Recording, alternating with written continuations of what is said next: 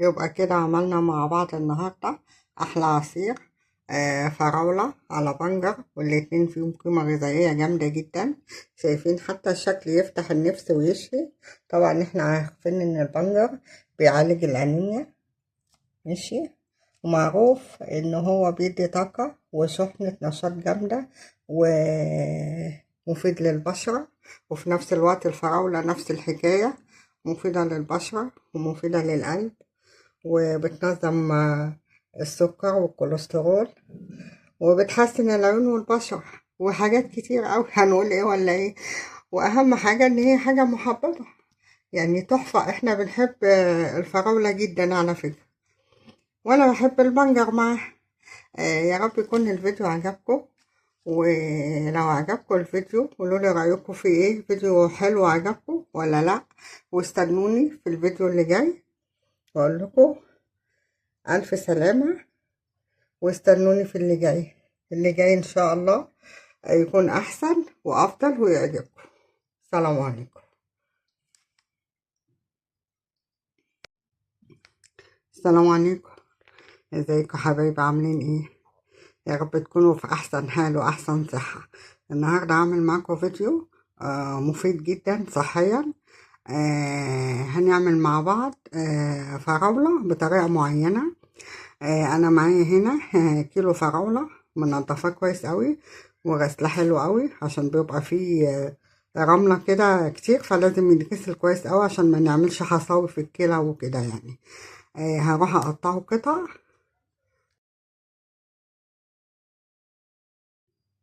كده قطعت الفراولة قطع صغيرة زي ما انتوا شايفين كده.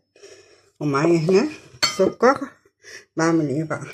باخد معلقة سكر بحطها كده في الطبق، بس ما كترش السكر، او السكر ده حسب ما انتي عايزة يعني.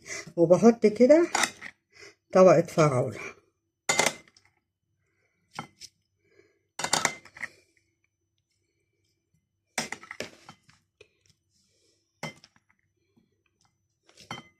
حط حبة سكر تاني صغيرين عشان ما نكترش السكر عشان غلط.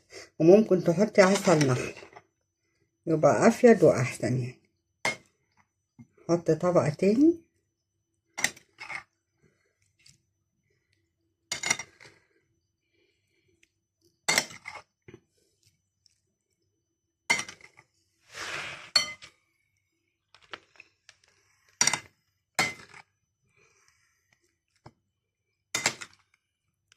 حط طبقة سكر برضو تاني صغيرة كده، رشة بس كده يعني. وأحط طبقة فراولة تاني.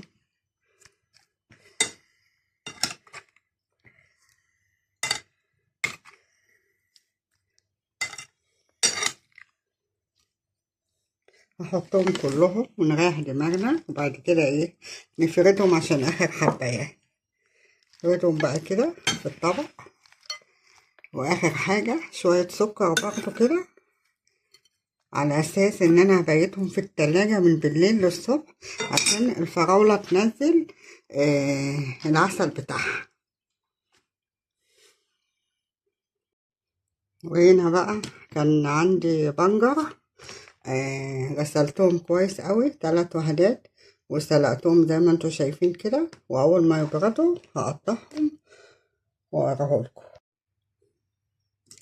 وكده بقى بعد ما بيتنا الفراولة في التلاجة ليلة، بصوا طالعة ما شاء الله تحفة، وطعمها تحفة. نزلت العسل بتاعها كله، شايفين، وجميلة جدا.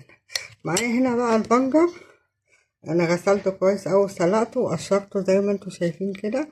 هروح بقى اقطعه زي الفراولة كده بالظبط، نفس الحجم كده، ماشي. كده انا قطعت البنجر زي ما انتوا شايفين كده قطع صغيرة خالص. ومعايا هنا المربى، ومعايا بولتين صغيرين. هعمل ايه بقى؟ هاخد معلقة فراولة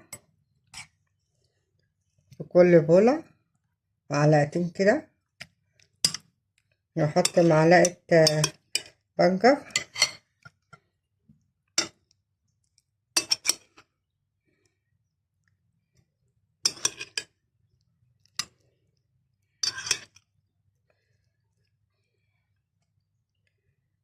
هحط فراولة تاني.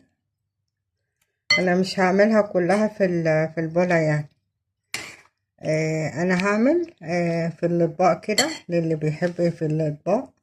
يعني انا بحب اكلها كده، ولادي بيحبوا ياكلوها عصير. ماشي.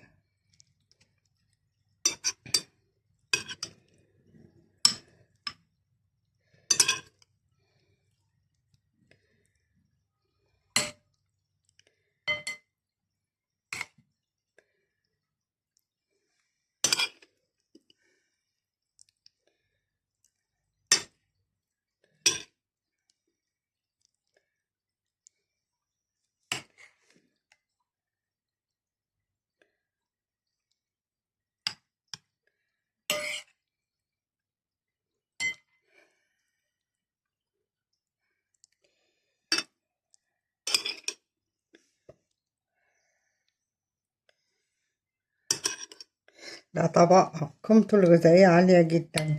البنجر ده اصلا آه، بيعالج الانيميا. كده انا خلصت الطبقين، وكده معايا بقية الفراولة. هعمل ايه بقى؟ هحط عليها بقية البنجر واروح اعملهم عصير، اضربهم في الخلاط بس، ولا هحط سكر ولا عسل. يعني اللي عايز يحط سكر تاني بقى يحط، واللي عايز يحط عسل يحط. بس هو كده يعني انا شايفة كده كفاية. ماشي.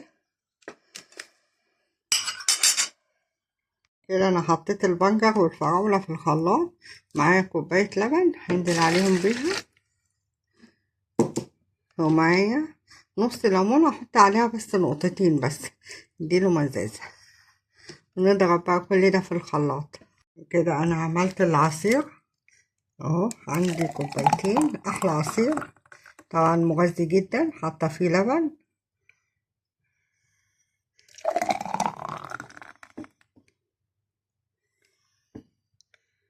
كملها شويه. كده معانا بقى عصير للي عايز عصير، وفي اطباق للي عايز اطباق. ماشي.